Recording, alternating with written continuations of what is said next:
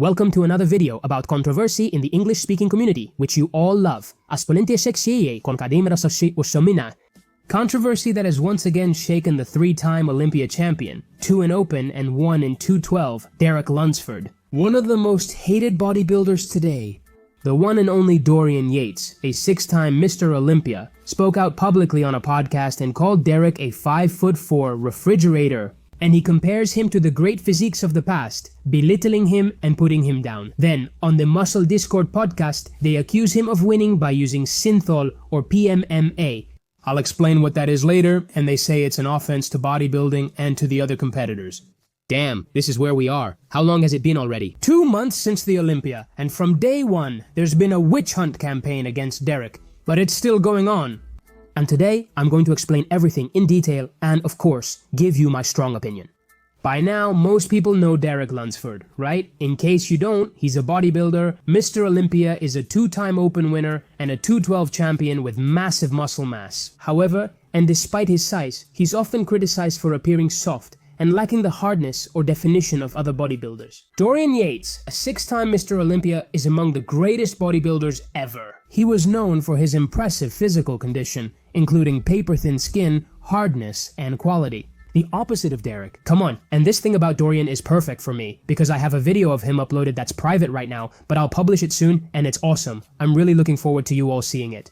Anyway, here is the clip that was posted of Dorian Yates speaking, who is the best. Is the ideal male physique someone 6 feet tall with broad shoulders and a narrow waist? Seeing Arnold or Lee Haney makes you realize what the ultimate male physique is. He begins, "This is the best physique in the world," referencing the tall, big Mr. Olympias of the past. He says, when you see Haney and Arnold, you think, yes, this is the best physique, the top bodybuilder. He continues, but if you show any guy the current Mr. Olympias and say that's the ultimate male physique, wait, he's about 5'4" and built like a fridge, how is that possible? And he says that now you see the supposed best physique in the world, right? And you're just like, okay, but if he's 5'4", I mean about 64 inches, and he's built like a fridge. Dorian Yates made that comment, but the main point is Derek Lunsford has responded. Check out his reply.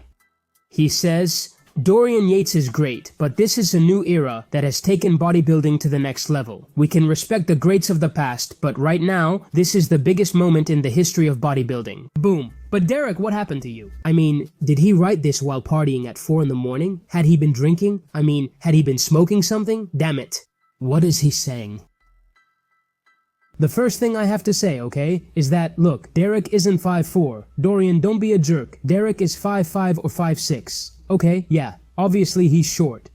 And you already know my opinion about a bodybuilder of this height in open. I think open and 212 should be separated, not by weight, but by height. If you're under 5'8" or 5'7", I don't know, something like that, you have to go to 212. If you're taller, you go to open, that's just my opinion. I'm not a fan of the current Mr. Olympia being only 5'5", but going from that to saying he's 5'4", Dorian, you jerk, he is not 5'4". I mean, first off, then he says he's a fridge. Look, a fridge is Nick Walker, because he has that rectangular shape.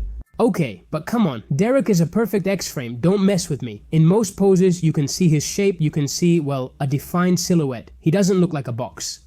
Actually, I think the criticism comes from, and I think what he meant is that he's very short, very compact, he's really big, really pumped up, really swollen, yeah. But he's not one of those tall, good-looking, aesthetic, streamlined bodybuilders, even with better conditioning or more hardness, He tried to sum everything up, but just said fridge. But I don't think that's the right way to describe Derek. I mean, I think he's better described as a croissant, or even the Michelin Man, if you will. And now, regarding what Derek said, is this the best era of bodybuilding? No, but not in capital letters. Maybe today's bodybuilders are better than those from, I don't know, the 70s or 80s. At that time, they had very aesthetic and pleasing bodies, but they had less muscle mass and were less defined. Starting in the 80s, things got serious, and by the 90s, the decade dominated by Dorian Yates, that's when the level just skyrocketed. That's when the mass monsters appeared. Gigantic bodybuilders with great physical condition, thin skin, and monstrous looks. After the 90s, the 2000s, the era of Coleman. That's what I think we can consider the greatest era in the history of bodybuilding. Let's say between the 90s and 2010, around those 20 years. Bodybuilders nowadays. Some have small arms, others have no calves, some have messed up abs. Others are small, others have bad structures, and yes, some are short. Well, Lee Priest was short and spectacular, but they don't look like him. I don't think we're in the best era of bodybuilding, not even close. I do think we're in a time where bodybuilders are very big, okay? Where the legs are gigantic, where there's a lot of weight on stage. This is also because they aren't as conditioned. The current physical condition in the open category is far from ideal. Then there are others who do come in on point, but not all of them. And as for Classic, I really think we're in a golden age. I mean, Classic right now, that category is incredible. Of course, maybe that's the problem. Not having had a Classic category, which is where all the top talent is going now, we've basically scattered the genetic freaks, right? If they were all in open and all weighing a ton, surely half of the guys in open would drop down and be replaced by the top Classic guys. Sure, that would make this a great era for bodybuilding, but that's just not true. The past is always idealized. People think the good old days were better, and that always happens. But the thing is, in this case, it's true. Derek really went overboard with what he said. And I want to show you this because Sergio Oliva Jr., Sergio Oliva's son, commented on Derek Lunsford's post. Derek was doing his father's pose, right? His iconic victory pose. And Sergio Oliva Jr. comments, "These old heads, I guess," talking about Dorian and all those guys, "they won't post this victory pose of yours while they're talking crap." And Derek responds, "Let's be honest, right now is the best time, the greatest era ever in the history of bodybuilding." He gets carried away again. Even he probably doesn't believe it and is just doing it for marketing. Derek Lunsford thinks, this will get everyone talking about me, and people can't stop talking about him. Now let's look at what happened on Muscle Discord, a podcast featuring several guys. One of them is Phil Klahar, a bodybuilding veteran, and the other is Matthew Chinkarang, a guy who has been a coach for 15 years and has been Canada's bodybuilding champion twice. The other guy, forgive me, okay? I thought it was Fawad Abiad, but right now I'm not sure who he is. No offense to any of his fans, alright? I recognize about 500 fitness personalities, so this must be number 501. There are too many people. Having seen the context, they have said on this podcast that Derek Lunsford is an offense to bodybuilding and to the other competitors, and they accuse him of having one with synthol. You know, that oil that you inject and that gives the false impression that you have muscles, or polymethyl methacrylate. I didn't know what it was and had to look it up. And apparently, it's polymethyl methacrylate, injected using tiny permanent microspheres suspended in collagen gel in the skin, which helps fill gaps and loss of volume. Basically, they inject it to look more pumped up. And since Derek Lunsford looks so inflated, like they pumped him up with an air pump like an air mattress, so they're making the accusation that this man is taking, he's injecting himself with PMMA. So Chris Aceto, his coach, came out pretty upset to deny this, and it's funny to me because Aceto says he didn't even know what that was. No, me neither, but I know Derek Lunsford hasn't used it. I received a video today about the accusations against Derek Lunsford, with his name repeatedly mentioned. So I'll tell you right now, this is a lie. Can I be any more explicit than saying this is a lie? Those are Chris Aceto's words, okay? The people from this podcast, who are known in bodybuilding and other podcasts I've seen, okay, other important people have also accused Derek Lunsford of winning with synthol or winning with injections of that kind. But here, I'm going to take Derek's side, okay? And I'm going to say the following. Imagine that I now say, wow, Derek Lunsford won using growth hormone. Derek Lunsford won using diuretics. He won using clenbuterol like everyone else, right? What I'm getting at is, it's not penalized, it's not forbidden, you can use it. It's always been suspected, for example, that Hadi Choopan uses synthol or site enhancements, okay, in his shoulders. It's allowed and not penalized. It's just another aid among those they use. Do I like it? No. Do I want it used? No. I don't like it, but I understand it's allowed. It's open to all and used by multiple people. We could also discuss whether Clarida uses it. The thing is, if it looks good, if it looks, in quotes, natural, like it's muscle, in that case there's no problem.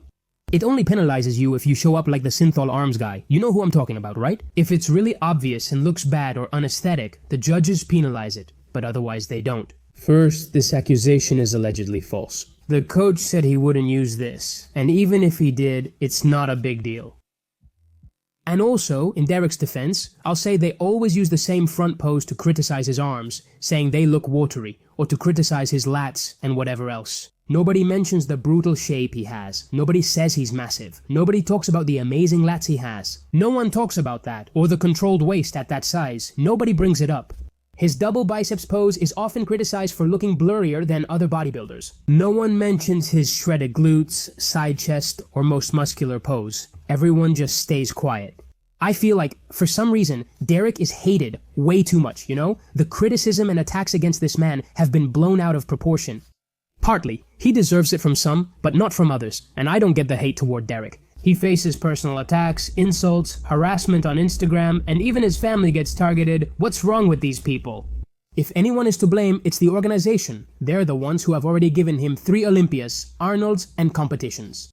Derek is a bodybuilder doing his job, training, eating, taking what he needs, and delivering what the judges want. It's not Derek's fault, he's just doing his job. The judges, the organization, and those in charge are to blame for valuing and rewarding physiques like his. That's why I don't get this attack, this campaign against Derek. Why not target the IFBB instead? I don't know.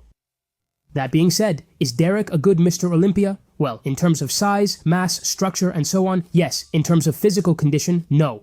We're in the best era of bodybuilding. I don't think anyone doubts that, right? No, we're not in the best era of bodybuilding.